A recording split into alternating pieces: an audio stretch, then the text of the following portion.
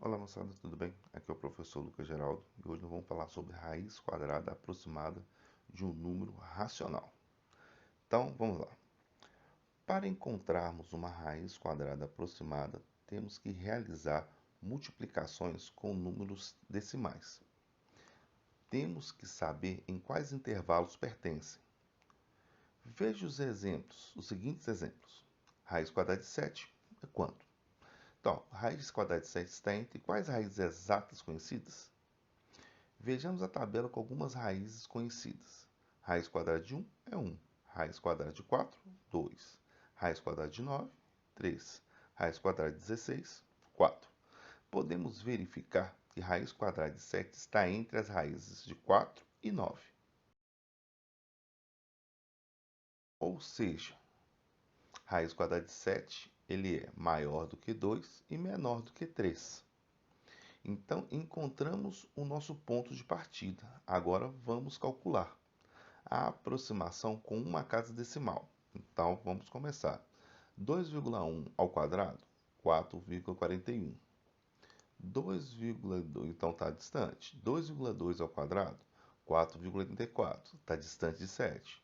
2,3 ao quadrado, 5,29. Ainda continua distante de 7. 2,4 ao quadrado, 5,76. Está distante de 7. 2,5 ao quadrado igual a 6,25. Começou a aproximar de 7.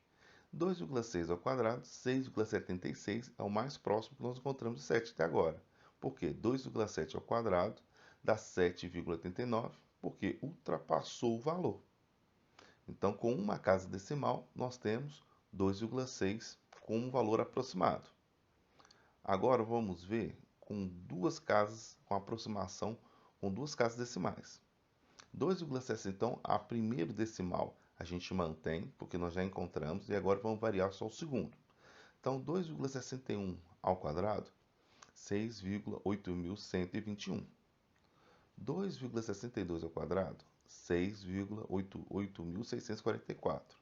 2,63 ao quadrado é igual a 6,9169.